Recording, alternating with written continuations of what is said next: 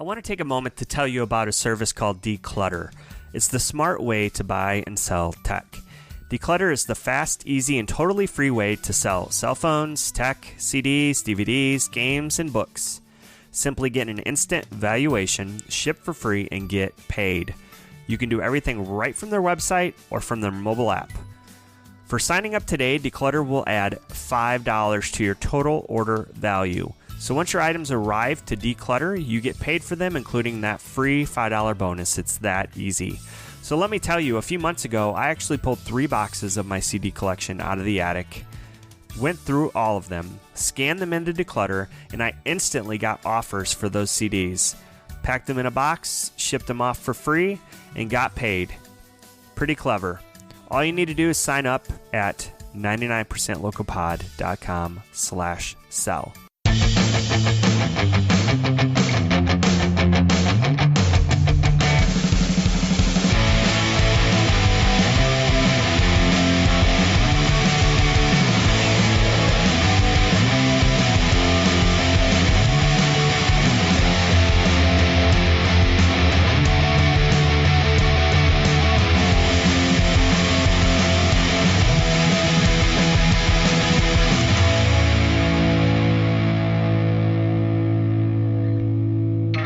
Hello there, podcast family, and welcome to episode number 21 of the 99% Local Podcast. As always, you can drop me a line, 99percentlocalpod@gmail.com, or hit me up at the website at 99percentlocalpod.com and catch up on all past episodes. One thing I wanted to mention this week is that I'm currently running a campaign to raise money for my episode 3 guest, The Well Outreach in Spring Hill, Tennessee. Go listen to that episode if you haven't. The Well Outreach began as a food pantry in a local church in 2006 and has since expanded and reaches and serves tons of communities in South Williamson and Murray counties. I can't even begin to explain everything amazing they do. Just go listen to the episode. Anyway, I'm calling this campaign Buy a Shirt, Support the Well. I've partnered with a company called Bonfire, who is used by thousands of organizations, businesses, and individuals to help raise money by selling custom shirts. There's already a post on Instagram that explains everything, but I basically want to see how much money we can raise within the next week and a half. So all you need to do is buy one of my super soft, seriously the softest shirt you've ever owned, 99% Local Podcast tees. The shirts are $25, are available in regular tri-blend, V-neck tri-blend, and ladies fit. Okay, now the best part. I don't want any of this money, nor am I going to take any of the profits. Yes, Bonfire takes the cut to actually make and print the shirts, but the remaining around 40% is going directly to the Well Outreach. So let's do this. Again, just find the post on the podcast Instagram page, or you can go directly to 99percentlocalpod.com/thewell. So let's get to this week's guest. His name is Craig Murray, and Craig is a film director and cinematographer drawn to expressive concepts and simplistic style. Craig came to filmmaking by way of advertising, design, photography, and years of working in digital product design. By day, Craig works at Chase as a creative director, producing mini-documentaries, short films, and strategic vision for future products. He's worked over the last 15 plus years leading creative for some of the most pioneering teams in the world, like Google, Lonely Planet, Samsung, maybe you've heard of them. Craig also freelances as a director of photography, camera operator, and editor of documentary and commercial films. I actually came across Craig by way of my friend and guest on the podcast way back in season 1, actually episode 1, Mark Lesney. Way back when I sat down with Mark, he had mentioned I should talk to Craig, and it's now taken almost 6 months to finally make this happen. Related to this, Craig actually worked on a promo video or a branding initiative for Mark's clothing line, Efficacy Clothing. You'll actually hear us talking a little bit about that at the beginning of the episode and about how Craig and his family are close friends with Mark and his family. So it's all about community, folks. So let's get to it. Here's my conversation with Craig Murray, film director and cinematographer. Well, yeah, thanks for doing this. I know I originally pinged you like 4 months ago, and we kind of went back and forth with schedules, and you were busy, and I've been wanting to get you on here. So yeah, I appreciate you reaching out. I'm a fan of the podcast. So, and obviously Mark's said good things. So Why don't we get right into this? Why don't you introduce yourself? my name's Craig Murray, and I'm a, I guess, multi-hyphenate creative. I work by day for Chase Bank as a creative director, and I also freelance as a commercial filmmaker and cinematographer. Okay, so the title I see for you says director, cinematographer, family man, and we're going to talk a little bit about all of that. Um, so you freelance as a director of photography, camera operator, editor of documentary and commercial films. That's a lot of stuff. Mm-hmm. Yeah, sure is. So you do films. I took a look. There's a lot of stuff on your website that you've showcased that you've done. I know most recently, I was just talking about Mark Glesney. You did a branded anthem for Efficacy Clothing that Mark runs. And just for the context of this podcast, Mark was on episode 1 of this podcast back in the first season. So how did that come about? Well, Mark and I are good friends, and our families hang out quite a bit. So, Mark and I are always kind of, batting around ideas in terms of marketing and strategy, and I was, recently coming off a couple other shoots and pitching the idea to him around, doing more film with Efficacy, and just kind of gauging his interest on specifically branded content. And that kind of went over the course of a couple of months. We had talked about some ideas, and ultimately pitched him this idea that, we could really capture the heart of what the brand stands for, and something. There's a lot of change that the brand's been going through recently. If you follow the brand, you've probably seen that. And it was really important to kind of just, make something that really captured what they stood for, and really kind of, brought the heart of it all together. And I've been personally wanting to work in branded content for a while. So yeah, it was a win-win for both of us, I think. A lot of fun. Yeah. Well, cool. So we'll talk a little bit more about some film stuff you've worked on, but did I see you've done worked on some music videos as well? Yeah, I've only actually shot one of those. Shot one last year for an artist named Jason Spradley here in Nashville. But hoping to obviously to work on some more of those. I can't live in Music City and not do commercial or not do music videos. So right. I'm a big music fan too. So yeah, I would definitely love to do more of those. Yeah.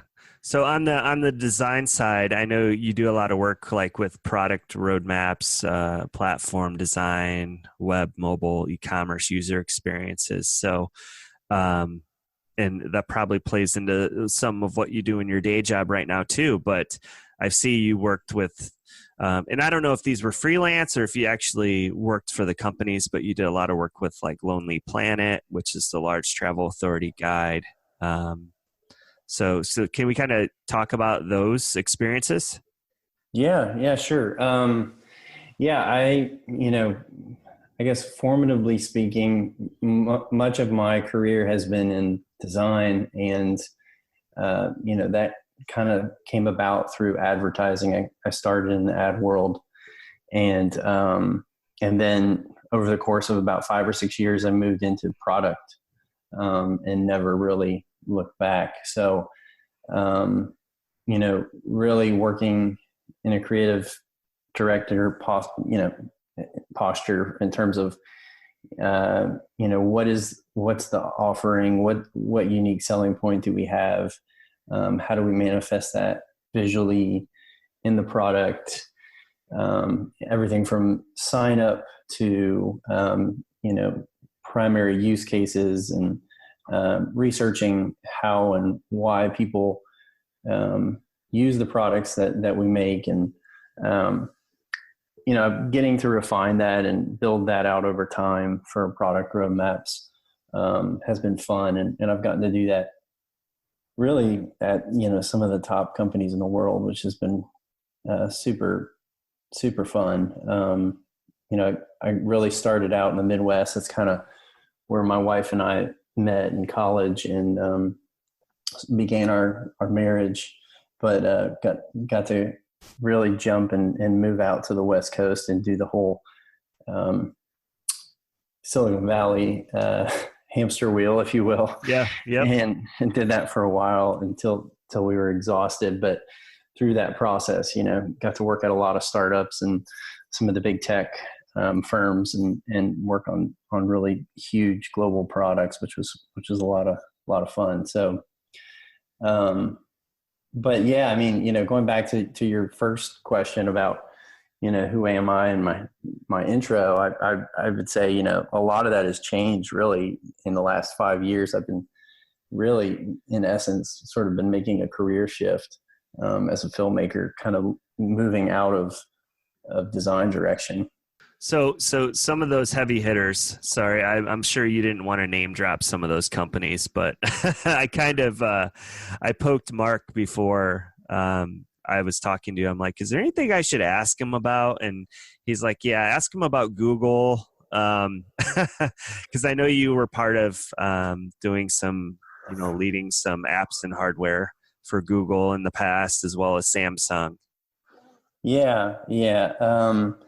I was fortunate enough to, as I mentioned, really kind of run the gamut out in California with startups and big tech, and Google was one of those places, and got to work and lead the design on the first generation Google Home, if you've ever seen that product or use that product, and yep. And some of the hardware and software integration for setup, as well as a lot of the evolution of the Chrome, the Google Chromecast device, and the Chromecast audio products. Yeah. So going back to where you were going with more moving to the filmmaking and whatnot. So let's kind of dissect, some of these titles that you have. So what would you say a director actually does? You mean in terms of my past experience at like Google and such, or? Well, just as, whatever experience you've had as a director. 'Cause I also want to talk to you about like the definition of a cinematographer versus a videographer and things like that too. So. Okay. Yeah, sure. I think, and this is why I really ultimately hate titles, because they just confiscate the reality of things. Yeah. But, I really, underneath it all, it's about dot connecting. That's the way I like to put it anyway. And, I think, fortunately, that's sort of been a gift that God's given me. I've been able to really zoom out to 20,000 feet and see where things are going or where things have been. And I can also, really quickly zoom down to the ground level to put things in place. And I say that in generality because, each job is different. My experiences have been pretty vast, even within, the organizations I've been in. And I think, I just, for better or for worse, it's kind of, been the definition of how I work, and really afforded me the ability to put a story together, whether that's ultimately ending in a film or it's in an app. And that's also allowed me to kind of rally people to help me, in and outside of the teams I'm on, to pull it together. And Yeah. So, I mean, really, being a director in the capacities I've been in, it's obviously varied from, you know, from tech to, let's say, travel with Lonely Planet, um, or even back in my startup experience. So, it's like really boils down to getting a storyline together and executing projects, and pulling people together to really make the right thing, to do it well, and to strike a chord with either the audience or ultimately the user base that, if it's an app, we want people using this product daily with. The whole title things, it's funny because I started this new job and, I didn't really have a title. I was just kind of a senior tech lead, and we've kind of now incorporated new titles, and yeah, it's kind of weird. I don't like titles either. So,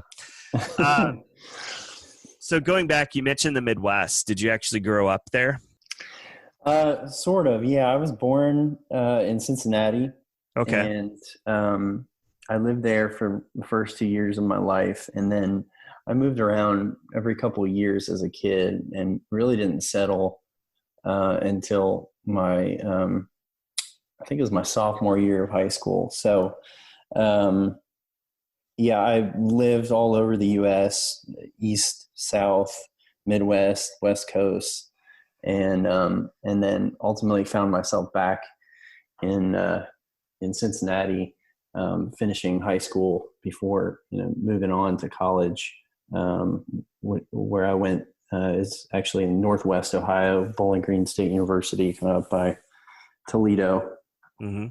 And then I think that's kind of also, for better or for worse, kind of given me the ability to be uncomfortable and pretty nimble, since I grew up most of my life, packing and then repacking and reestablishing. Yeah. So growing up, were you always interested in film, media, design, or how did that come about? No, I wish I had this like nostalgic story, like my father was a filmmaker, et cetera, but I don't. Honestly, I was a pretty rambunctious kid. I was, outside most of the time, like making tree forts and, playing war and doing all the fun stuff and getting dirty and things like that. But I always loved, I think as I started to get older, I loved experimenting with, gadgets, and I just happened to have, we happened to have a camcorder at the time. And, messing with that and VCR, like linearly editing what I could capture on occasion, whether that's just like me doing skateboarding tricks of myself and the camera being stationary or something on my driveway, was something I could mess with. But other than that, like as a kid, I didn't really have this intro into, art or creating. The two maybe closest stepping stones for that was I have an older cousin who was studying architecture at University of Cincinnati at the time, and I think she gave me like a DC comic or something for Christmas at one point, and I had never really looked at those, but I started like really appreciating her sketches and then tried to translate that into comics and imitating how they were drawing and shading things, and then didn't really do anything with that. Like it was kind of something I had in childhood, but I just thought it was cool. I didn't know anything about other than the architecture she was doing in terms of what that could be as a career. And I met my wife my freshman year of college. I was pretty aimless and just kind of there and, not sure what I was going to enroll in and very undecided. And she was like, "Hey, I think there's there's this program you should check out, this elective for graphic design. I think you really seem to have an eye for composition and things. You should check it out. And thank God she did, because I was probably going to study, human resources or something like that. And no knock against that, obviously, but I probably would have failed out of college from boredom had I gone that route. So, really, ultimately, the credit goes to my wife for really encouraging me to check this out. And through that then became, minor photography. And, this was all pre-digital, really understanding how exposure works and developing images. And the internet was not even really a thing yet. But the sort of the mix and the meld of imagery and interactivity, right as I was coming out of school was a really fun wave to ride, combined with a great internship that I got in New York City at the time. So it all just kind of was fast and furious, and I just rode that out of school. It was kind of like this thing that I seemed to be doing pretty well at, and I loved, and I would actually get paid for. So I want to take a moment to tell you about one of my sponsors. If you haven't heard about Anchor, it's the easiest way to make a podcast. Yes, I even use it.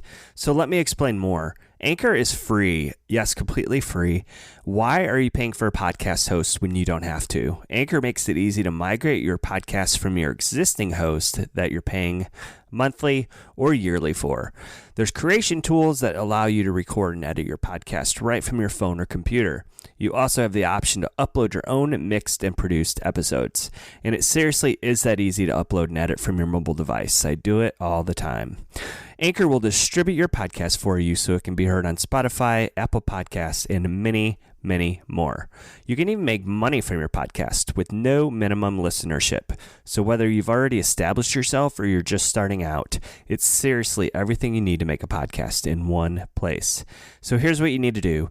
Download the free Anchor app to get started, or go to anchor.fm, ANCHOR.FM. That was kind of history, as they say, Yeah. and where things all kind of began. But I don't know if I can't even remember what your original question was, but I hope that answered in a roundabout way. No, it does. That was, But so the question was just, what got you interested in film, media, and design? So I think you covered that. So college, you said graphic design, and then you had a minor in photography then. So nothing really at that point, with film or movie making. Not really. I mean, there was like one or two elective classes that, were filmmaking, very like 101 kind of stuff. Our school, at least at the time, didn't really have much in the way of a film program. So, it was really just in addition to some of the still photography work we were required to take. So I wanted to get your opinion. College these days, there's a lot of people, kids not wanting to go and stuff. I mean, do you still recommend that as a path for, an average student that's aspiring to, get into film and cinematography? Oh man. To answer that question, I think it depends on the person. Yeah. I feel like, I certainly wouldn't rewrite my story. Like, I'm eternally grateful for the time I had and the experiences, I was afforded with college. And, I met my wife there, so it worked out for me. But, I feel like in today's landscape, if you're a very driven person, you really have everything you need, quite literally at your fingertips, to educate yourself, to affordably train and develop your skill sets with the gear and with the network of people that you need to. It's all really right there. And even though I went to school, I don't really think I really became comfortable as a professional until I was on working jobs, even through, my first couple of years outside of school, post graduation. And I think, the internship that I had on my last year at college, I feel like I learned more doing that because it was hands-on and in the real world, maybe even more than my last couple of years of classes. So I don't know. I think I know that's kind of a cop out to your question, but I really think it depends on the person. If you're driven, I think you have everything that you could possibly need. Yeah. To make really great work and do the things that you want to do in terms of filmmaking nowadays, or in design. Yeah. But if you're not really the most driven person and self-disciplined, I think maybe you need a little bit more of a train track to kind of propel and develop on. And college obviously gives you that. Yeah. And going back to that, I don't know if you've listened to the episode. I had a couple guys on from the area. They're actually from Columbia, and they were student filmmakers, and was talking about, their college experience, and they were working on a short film and trying to raise some money to do it. So, oh no, I haven't heard that. They're working on a short film called 5 Minutes. They're both from Columbia, and I think they're actually filming it in Columbia and using from local college students from Trevecca to star in that too. So yeah, it was a pretty cool project. So you might want to take a listen to that. So yeah, I will. I'm sure they'll enjoy listening to our discussion too. So, so what originally got you to Nashville? Is it your full-time job now? No, we were moving fast and furious in Silicon Valley, and living life out there. We had our two other children out there. We had our firstborn actually in Ohio before we moved out west, and then we had our other two children in California. And I think around year 5 or right before that, I was burnt out in every possible way, physically, spiritually, emotionally. And we just kind of had this moment, coming home one night at the end of a date night. We're coming home to relieve the babysitter, and, sitting in the car while it's idling. And I'm just like, I don't know why I'm going to say this, but I kind of feel like I need to say it. And I feel like we need to consider whether we really settle or we move. And my wife, I think, was relieved to kind of hear me say that, because we were almost, simultaneously wanting to say the same thing, and we could feel something wasn't right. And we knew that it was kind of now or maybe never, as our kids were getting older, and, now saying that we've been there for a while, we were kind of starting to question, does this place align with the, the values that we want for our family and that sort of thing. And I think it just became clear over the course of a month or more after that point that, we needed to reset everything and do a complete 180. So fast forward, long story short, it really became about us figuring out where that was. And it was completely, separated from, what job I would have. And I think maybe most people usually have a job and they kind of figure out where they could go with that. But I was really determined to figure out where that was and where we were being led to. And ultimately, all roads pointed here. And we really don't have any connections here to this city. I think the closest connection we have, I have a younger sister who studied nursing at Vanderbilt years ago, but she doesn't even live in town anymore.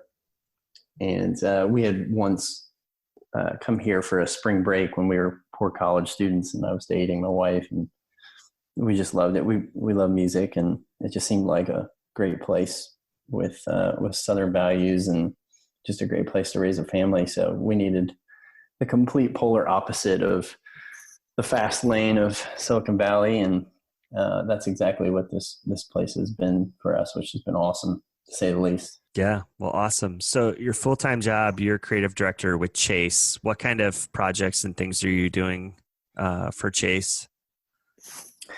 Yeah, so I am a creative director of Chase. I'm fully remote, so my team's all in New York City, and I primarily work on a team that's focused on business strategy. So we're looking ahead for where the bank should go in the next 2 years, or maybe even more, and we're really defining what the approach is and what the product offering or service offering is for a host of solutions for consumers and small businesses and such. And really, in the last year, my role in all of that mix has been helping tell stories and building empathy around the people that our products help.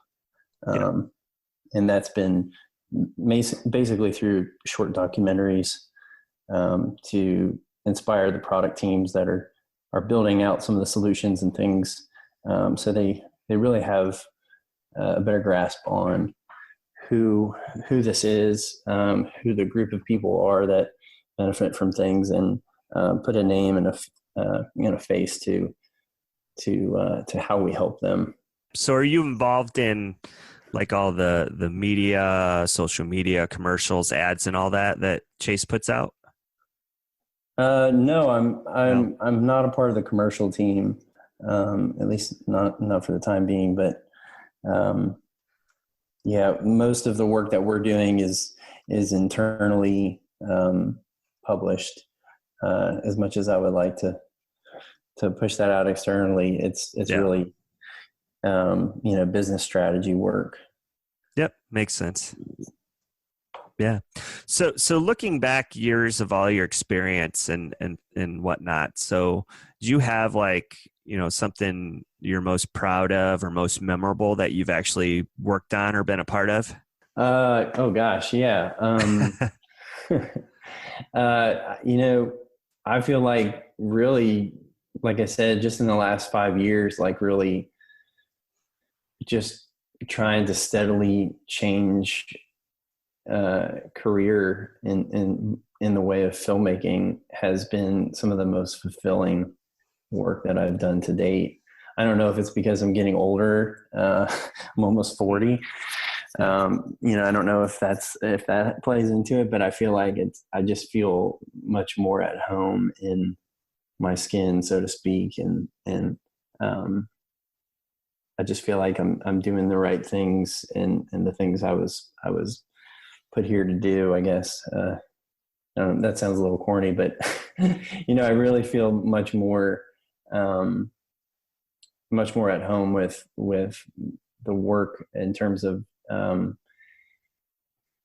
being able to help other people connect dots, whether that's somebody on a team at Chase, or it's a brand that I'm working with on a freelance basis. But just bringing people together through story, I think is just been really rewarding for me. And some of the projects over the last few years have just been the result of that work, I think. Yeah, so that was a cop-out answer. No, no, come on. You worked with Google and Samsung. that's a lot of young tech people. They dream of being able to work at those big tech companies. So yeah, no, Yeah. that's really cool.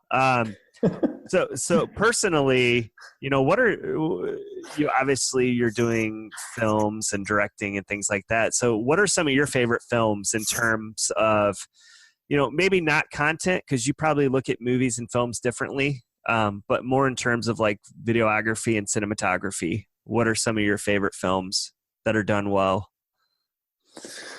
Yeah, man, I recently saw a film.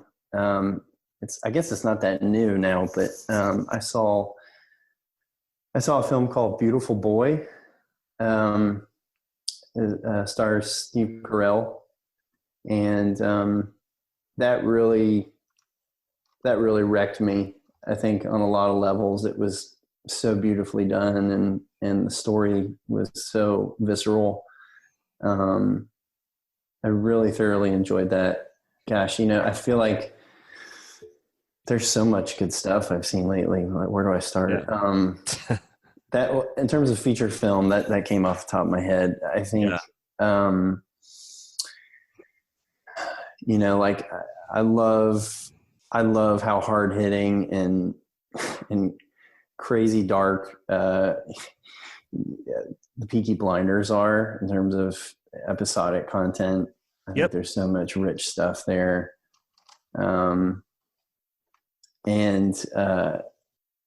Gosh, I have not seen Joker, but I am incredibly excited about seeing that. And it's definitely at the top of my list in terms of cinematic masterpiece. I've been studying it. I feel like I've more or less seen it already without actually watching the film. But anything. Gosh, what's something else? Drive. I don't know if you've ever seen that movie. Drive is another masterpiece in my mind. I don't know. There's so much out there, man. I don't know. That's a hip shot response, but so on the other side, if you're just seeing a film or movie and it's just terrible, are you in your mind like, oh, I would have done it this way, I would have shot this scene this way? Yeah, totally. I try not to be that guy, but I try to, enjoy something for enjoyment's sake. But yeah, I'm a pretty ferocious, I guess, disciple of whatever it is I'm involved in. So if I'm working in film at the time, like I'm studying everything I can to really take notes about, how do they pull that off exactly? Like, or man, that's, Scorsese really nailed this. Obviously, I don't have a Scorsese budget. How could I make that? How can I make that also amazing with a fraction of the budget? Or right. That kind of thing. So I'm always kind of pondering, I guess. So when you have time outside of your full-time job and freelancing, what do you like to do? Either you individually or you and your family? I think I saw that you're doing CrossFit. Yeah. To be honest with you, I'm off and on with that. I'm trying to stay on it more than I am off. But yeah, I do CrossFit 3 days a week, and truthfully, I got a young family, so I'm pretty consumed, which I love with my kids and our world as parents. So, I'm most days of the week, it's, I'm at the rink for my 6-year-old plays ice hockey, or my 9-year-old's at the pool. He's a competitive swimmer and on the swim team, and now my little girl, our 4-year-old, she's doing dance and ballet classes. So I try to be with them and cheer them on, obviously, at their practices and games as much as I can throughout each week. And it definitely chews up your day. Yes, it does. To work. Yep.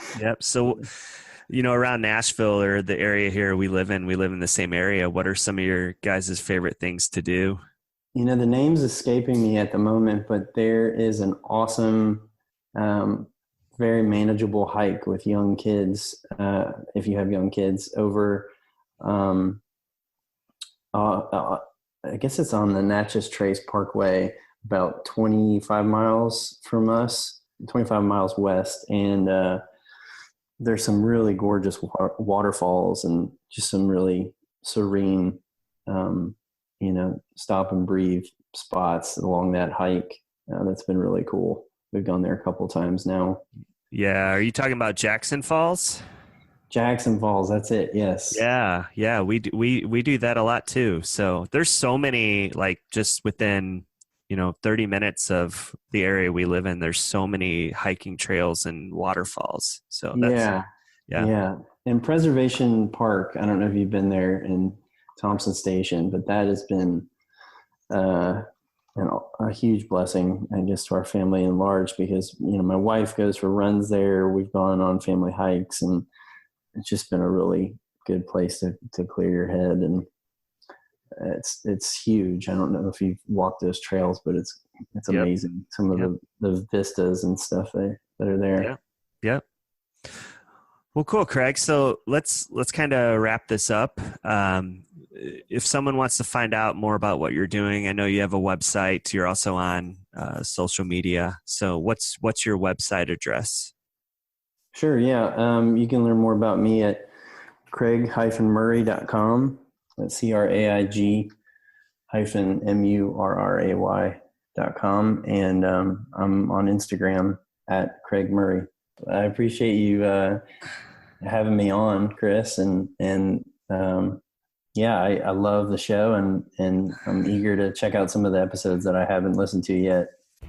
Hey, I hope you really enjoyed that conversation with Craig. He's a really interesting and humble dude. If you want to see more about some of the projects that he's worked on, specifically with Google or Samsung, you can go to his website at craig-murray.com. You can also check him out on Instagram at Craig Murray. One thing I'd encourage you to do as well, as we talked about it in the intro and within the episode, is check out the branded anthem video that he did and worked on for Efficacy Clothing. It's really cool video called Together We Ride. So I think you can check that out on his website, or you can go to Efficacy Clothing on Instagram and check that out.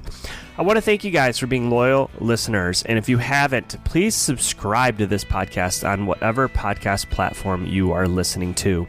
I'd also like to ask you to please share this podcast with whoever you think would love to listen. That's the best thing you can really do. Reviews are great, but sharing it and getting the word out is really the best thing. So, okay, well, let's get out of here and cue that outro music.